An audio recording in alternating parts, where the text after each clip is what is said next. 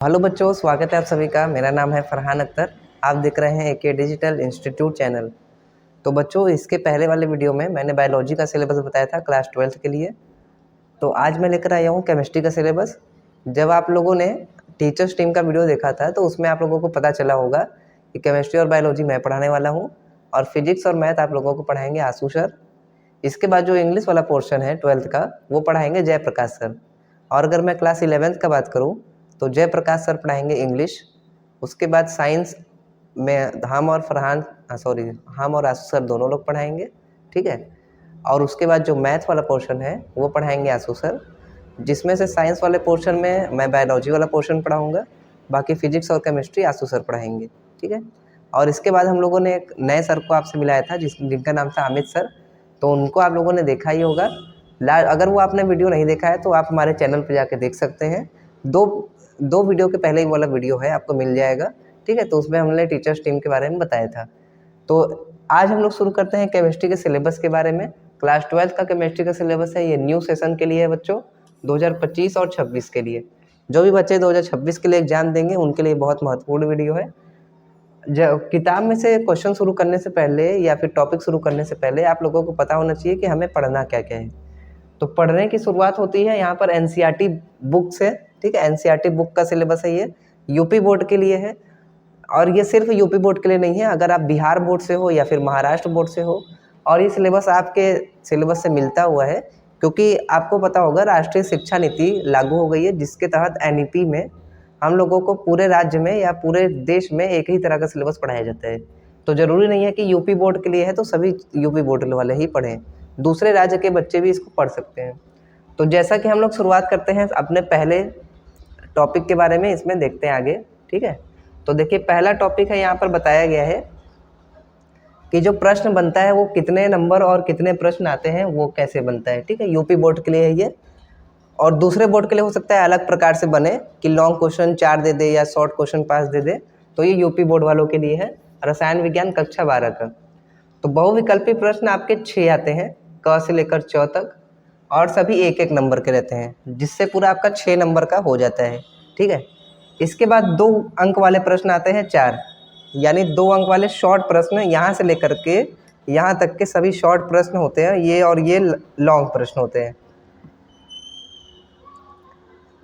जो 2 नंबर वाले हैं शॉर्ट सॉरी, वो 4 आते हैं, तो 4 हो गया, मिलाकर 8, 4 दूनी 8 नंबर का ये हो गया। इसके बाद 2 नंबर के 4 क्वेश्चन और आते हैं, जो कि 4 दूनी 8 हो गया, तो 6, 8, 8 ये नंबर आपके हो गए। इसके बाद 3 नंबर के आते हैं 4 क्वेश्चन, जिसमें से 4 तिहाई 12 नंबर का ये हो जाएगा। उसके बाद 4 नंबर के आते हैं 4 क्वेश्चन, जिसमें से 4 चौक 16 ये हो जाएगा। उसके बाद बचते हैं हमारे 2 लॉन्ग क्वेश्चन, और उसके बाद दोबारा से 2 लॉन्ग क्वेश्चन, ये होते हैं 5-5 नंबर के। तो ये दोनों को मिला करके आपका हो जाता है 20 नंबर। तो ये कुल मिला के आपके 70 नंबर का पेपर बनता है, जिसमें से अकार्बनिक रसायन और कार्बनिक रसायन सबसे अधिक पूछा जाता है। आपको अकार्बनिक रसायन में ज़्यादा चैप्टर्स इस बार तो नहीं है, बहुत सारे चैप्टर्स कट चुके हैं। हाँ, भौतिक रसायन में से जैसे विलियन वाला चैप्टर हो गया, वैद्युत रसायन हो गया, ये सभी भौतिक रसायन है। इनमें से क्वेश्चन बहुत अधिक पूछे जाते हैं, और अधिकतर विलियन और वैद्युत रसायन में से न्यूमेरिकल आते हैं, ठीक है बच्चों। तो यहाँ पर तो हम लोगों ने क्वेश्चन के बारे में समझा है। इसके बाद हम लोग देखते हैं कि हमारे सिलेबस में कितने लेसन्स हैं और उनका नाम क्या क्या है, ठीक है। चलिए आगे इसके आगे बढ़ते हैं। देखिए, तो कुल हमारे चैप्टर्स हैं 10, ठीक है। इन चैप्टर्स को आप यूनिट भी कह सकते हो, पूरे 10 यूनिट या 10 चैप्टर्स में बटा हुआ है। इसके पहले जो बायोलॉजी वाला था वो कुल मिला के 13 चैप्टर्स थे, और वो 5 यूनिट बचा हुआ था। तो यहाँ पे इकाई पहला जो है उसका नाम है विलियन, ठीक है। इसको कहा जाता है विलियन। विलियन को कहते हैं इंग्लिश में सॉल्यूशन भी। ये आपका आता है 8 नंबर का, ठीक है। और अधिकतर इसमें से न्यूमेरिकल ही पूछा जाता है, अधिकतर विलियन वाले चैप्टर में से। उसके बाद है वैद्युत रसायन, इसको कहा जाता है इलेक्ट्रोकेमिस्ट्री,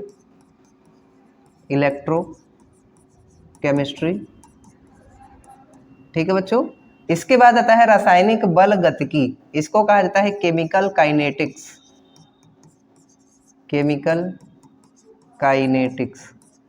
ठीक है। इलेक्ट्रोकेमिस्ट्री और केमिकल काइनेटिक्स ये दोनों 7 और 7 नंबर के आते हैं, ठीक है। उसके बाद आते हैं डी और एफ ब्लॉक के तत्व। यानी डी ब्लॉक पढ़ना है और एफ ब्लॉक पढ़ना है। इसमें से 6 नंबर के क्वेश्चन आते हैं। उसके बाद आता है उपसह संयोजन यौगिक, इसे हम लोग कोऑर्डिनेशन कंपाउंड भी कह देते हैं, कोऑर्डिनेशन कंपाउंड। इसमें से आता है 7 नंबर का क्वेश्चन। उसके बाद है हेलो एल्केन और हेलो एरीन, ये होते हैं 7 नंबर के। एल्कोहल, फिनॉल और ईथर, इन सभी का इंग्लिश में नाम सेम है, इसलिए मैं यहाँ पे नहीं लिख रहा हूँ। तो 7 नंबर का और 7 नंबर का ये दोनों रहता है। इसके बाद जो एल्डिहाइड है, कीटोन है, कार्बोक्सिलिक एसिड है, ये होते हैं 8 नंबर के क्वेश्चन। उसके बाद है एमीन, ठीक है, इसको कहते हैं हम लोग एमीन, और इसी को एमाइन या एमाइड भी कहा जाता है, ठीक है। और एक नाम होता है इसका नाइट्रोजनी यौगिक, ठीक है, नाइट्रोजनी यौगिक भी कहते हैं इसी चैप्टर को, एमीन को नाइट्रोजनी यौगिक भी कहा जाता है। ये आता है 6 नंबर का। बचा आपका लास्ट क्वेश्चन, लास्ट लेसन, जैव अणु, इसे इंग्लिश में कहते हैं बायोमोलिक्यूल्स, ठीक है, बायोमोलिक्यूल्स, ये होता है 7 नंबर का। तो ये कुल मिला के आपका बन जाता है 70 नंबर का प्रश्न पत्र। अब 70 नंबर तो आपको यहाँ से मिल गया है, और आपको पता होगा कि इसमें 30 नंबर का प्रैक्टिकल एग्जाम होगा। तो 30 नंबर में से आपको जितना नंबर स्कूल वाले चाहेंगे उतना नंबर दे सकते हैं, ये एग्जाम के तहत होता है, ठीक है। और इसमें पासिंग क्राइटेरिया आपका है 23 मार्क्स का। अगर 70 नंबर है तो उसमें 23 मार्क्स का पासिंग क्राइटेरिया है। अगर आप 70 में से 23 पाते हैं तो आप पास हैं, और अगर आप प्रैक्टिकल में 30 में से 10 पाते हैं तो भी आप पास रहते हैं। लेकिन यहाँ पे एक शर्त है, दोनों को मिला करके 70 और 30 को मिला करके आपका 33 नंबर जरूर होना चाहिए, ठीक है। 33 नंबर आपका 100 में से होना चाहिए, इसलिए आप पास हो पाएंगे, वरना नहीं हो पाएंगे। तो बच्चों अगर इसका आपको स्क्रीनशॉट लेना है तो आगे ले सकते हैं। उसके बाद हम लोग आगे बढ़ते हैं। चलिए आगे बढ़ते हैं। देखिए यहाँ पर तो चैप्टर्स के बारे में हो गया है। अब इसके बाद हम चैप्टर्स के अंदर क्या पढ़ना है उसे बताते हैं, ठीक है। तो इसको थोड़ा सा ही बताएंगे, थोड़ा सा बता देंगे, क्योंकि बहुत बड़ा वीडियो हो जाएगा। जब लेसन का शुरुआत करेंगे तो वहाँ पर डिटेलिंग आपको पता चल जाएगी, ठीक है। देखिए बच्चों, विलयन का जो है उसमें पढ़ना है हमको विलयन के प्रकार, ठोसों की द्रव्य विलयता और विलयन की सांद्रता के मात्रक। जैसे आपने शायद 11th या 9th क्लास में ये था मोलरता, नॉर्मलता या विलयन के बारे में आपने पढ़ा होगा, जहाँ पर आपने पढ़ा था समांगी मिश्रण, विषमांगी मिश्रण, ये सभी विलयन में था। तो ये 11th में पूरा चैप्टर बन के आया है। दूसरा नंबर है वैद्युत रसायन, इसमें हम लोग को पढ़ना है ऑक्सीकरण, अपचयन अभिक्रिया, वैद्युत अपघटनी, विलयनों का चालक, ये सभी पढ़ना है। और इसको आप चाहो तो स्क्रीनशॉट ले लो। इन सभी के बारे में वैसे लिखना मत, इतना बहुत ज़्यादा हो जाएगा। जब चैप्टर का शुरुआत होगा तो चैप्टर के एक चैप्टर के पूरे टॉपिक को एक पेज पर चाहो तो लिख सकते हो। तो इससे आपको पता रहेगा कि हमें क्या क्या पढ़ाई करना है, ठीक है बच्चों। अब इसके बाद चाहे तो हम लोग आगे बढ़ सकते हैं, इसका स्क्रीनशॉट ले लीजिए, ठीक है। रुकिए, हाँ ये हो जाएगा हमारा पूरा। इसके बाद करते हैं आगे।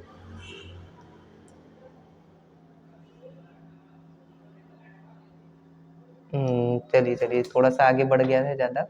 तो तीसरा हमारा यूनिट है। देखिए तीसरा यूनिट का नाम था रासायनिक बलगतिकी, जिसको केमिकल काइनेटिक्स भी कहा जाता है। इसके अंतर्गत पढ़ना है अभिक्रिया का वेग, अभिक्रिया कैसे होती है, अभिक्रिया में ताप होता है, उत्प्रेरक होता है, इन सभी पर कैसे निर्भर करता है, वो चीज़ पढ़ना है। इसमें से जो ज़्यादा इंपॉर्टेंट होता है उसमें हमारा संघट्ट या टक्कर सिद्धांत आता है, ठीक है। और इसके अंदर से न्यूमेरिकल आता है, कुछ अर्ध आयु काल का और वेग का न्यूमेरिकल आता है। डी और एफ ब्लॉक में हम लोगों को इनके बारे में पढ़ना है, जो यहाँ पे लिखा हुआ है ये सब चीज़, ठीक है, इसके बारे में पढ़ना है। इनमें से इम्पोर्टेंट है लैंथोइनाइड और एक्टिनाइड। ये एफ ब्लॉक के सारणी का नाम है। आपने 10th क्लास में या 9th क्लास में ये पढ़ा होगा। 11th में भी इसका पूरा डिटेल है आवर्त सारणी का। आवर्त सारणी में से डी और एफ ब्लॉक को 12th में पढ़ा होता है, ठीक है। इसके बाद आगे बढ़ते हैं। चलिए, तीसरा और चौथा यूनिट तो हो गया, अब बचा है हमारा 5वां और 6वां, ठीक है। बार बार आगे बढ़ जा रहे हैं, यही दिक्कत करता है ना। ये सोचता है कि हम लोग आगे आगे बढ़ते जाएं और पीछे करना पड़ सके, ठीक है। लेकिन आपको क्या करना है, पीछे का भी पढ़ना है। जैसे 11th में आपका बेसिक मजबूत हुआ है, और अगर नहीं भी हुआ है तो आप चिंता मत करिए, हम नहीं कर देंगे, ठीक है। 5वें नंबर का है उपसंयोजक यौगिक। इसके अंतर्गत आपको ये सभी चीज़ पढ़ना है, जिसमें से इम्पोर्टेंट है वीबीटी और सीएफटी, ये दोनों सिद्धांत का नाम है, ठीक है। 6वां यूनिट से आपका शुरू हो जाता है कार्बनिक रसायन। हेलो एल्केन और हेलो एरीन पहले कार्बनिक रसायन का नाम है। इसका आप चाहो स्क्रीनशॉट ले लो, फिर हम आगे बढ़ते हैं।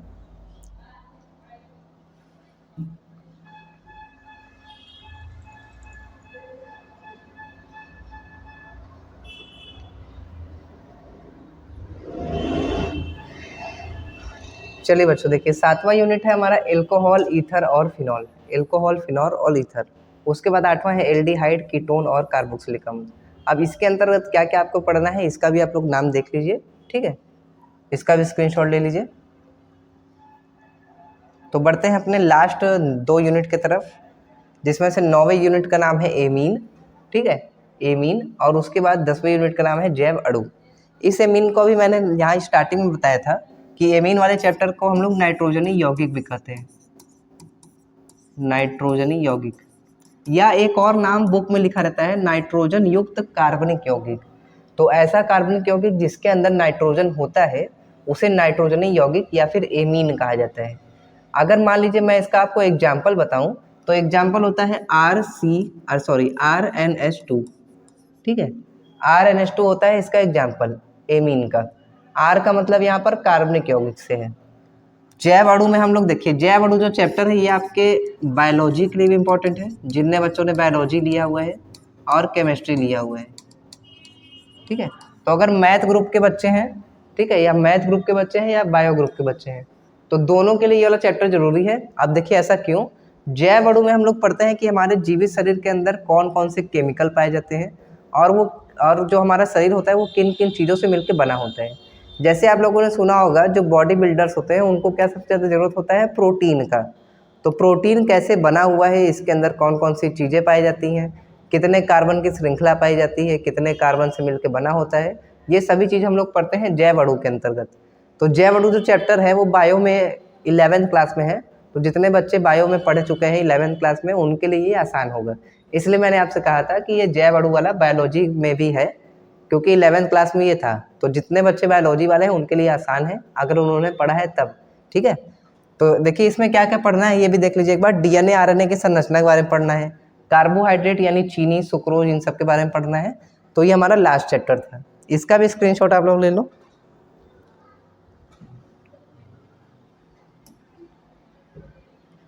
तो ये लास्ट चैप्टर था बच्चों। हाँ, इसके बाद हम लोग सबसे पहला शुरुआत करेंगे पहले चैप्टर से ही। तो आपने अगर वीडियो देख लिया तो इस वीडियो को देखने के लिए थैंक यू सो मच। ऐसे ही हमारे साथ बने रहिए और इस वीडियो को सबसे ज़्यादा शेयर करिए। जितना आप शेयर करेंगे बच्चों उतना ही आपका भी भला होगा और दूसरों का भी भला होगा। तो अगली वीडियो में जब आपसे मिलेंगे तो पहले चैप्टर के साथ में मिलेंगे। तो इसके बाद चलते हैं आगे की तरफ। अपना ख्याल रखिएगा। Take care. Thank you.